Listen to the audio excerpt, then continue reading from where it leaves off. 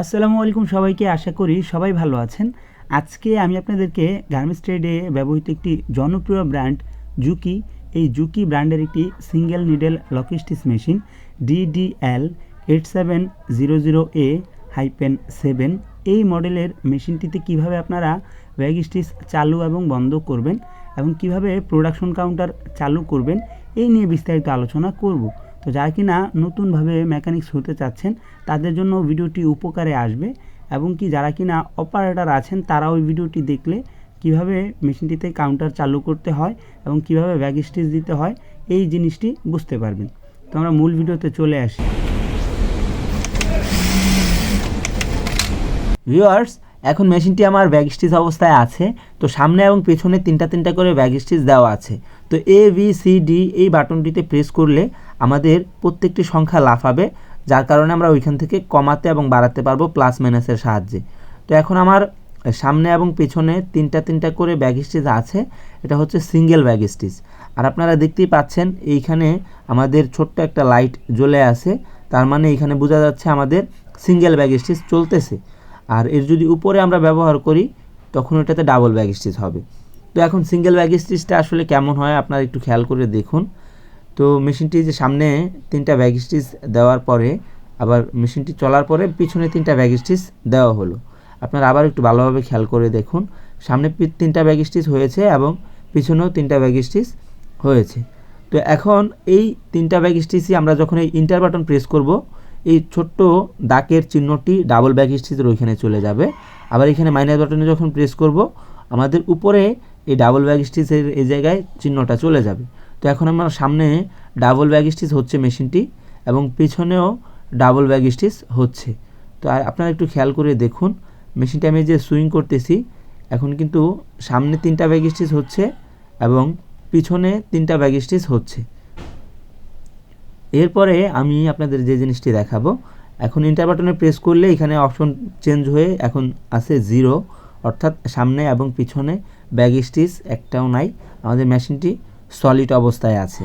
তো এই যে মেশিনটি চলতেছে, স্মুথলি চলতেছে, এখানে সামনে এবং পিছনে কোনোই ব্যাগ স্টিচ হচ্ছে না। আমি যখন কিনা কাটিং করতেছি আমার অটোমেটিক কাটিং হচ্ছে, বাট এখানে সামনে পিছনে দুই জায়গায় দেখাচ্ছে ব্যাগ স্টিচ হচ্ছে না। তো এইখানে ভিউয়ার্স আরেকটি অপশন আছে, এটি হচ্ছে লুপ টাক। এই লুপ টাক ABCD এই বাটনটি যদি আমি এভাবে জ্বালিয়ে দিই তাহলে আমাদের মেশিনটি লুপ টাক অবস্থায় রূপান্তর হবে, যার কারণে কিনা আমরা মেশিনটিতে টাক দিতে পারবো।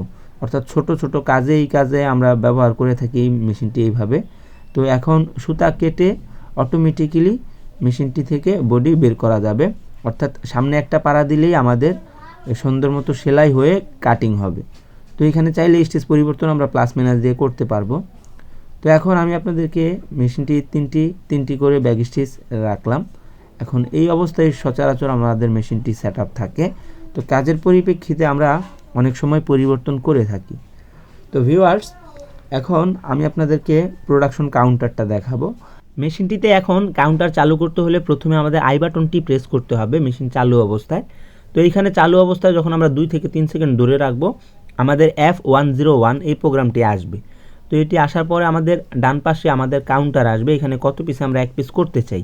তো এখন আমরা প্লাস মাইনাসের সাহায্যে এটি কমিয়ে এবং বাড়িয়ে নিতে পারি। মেশিনটিতে এখন 3 পিস দেওয়া ছিল, তো আমরা 1 পিস মাইনাসের সাহায্যে চাপ দিয়ে করে নিলাম। তো ইন্টার বাটনে সেভ করে আই বাটনে চাপ দিলে আবার মেশিনটি আবার আগের কাউন্টার অবস্থায় চলে আসবে। তো এখন মেশিনটি আমি সুইং করে আপনাদের দেখাচ্ছি মেশিনটিতে কিভাবে কাউন্টারটা বলা যায় হচ্ছে। তো এখন এই যে মেশিনটি আমি কিন্তু সুইং করতেছি আর এদিকে কিন্তু কাউন্টারটা বাড়তেছে। তো এখন আমি যখন কিনা মেশিনটি বলা যায় সুইং করব কাটিং করব, এখানে 1 পিস করে বাড়বে। তো এখন আবার আমি আই বাটনে প্রেস করলাম। তো আই বাটনে প্রেস করার পরে এখন আমি 2 দিলাম। তো 2 দেওয়ার পরে আমার এখানে ইন্টার দিয়ে সেভ করে আবার আই বাটনে আগের জায়গায় নিয়ে গেলাম।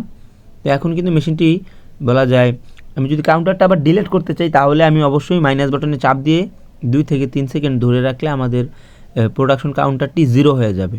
তো এখন আমি বলা যায় 2 পিসে 1 পিস করা আছে মেশিনে, আমি এই যে 2 পিস সুইং করতেছি, 1 পিস কিন্তু কাউন্টিং হচ্ছে।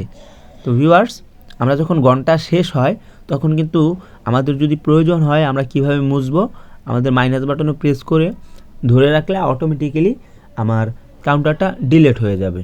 এখন মেশিনটি আমি আই বাটন দিয়ে তিনটা করে ব্যাক স্টিচ আছে ওই ডিসপ্লেটা নিয়ে আসবো।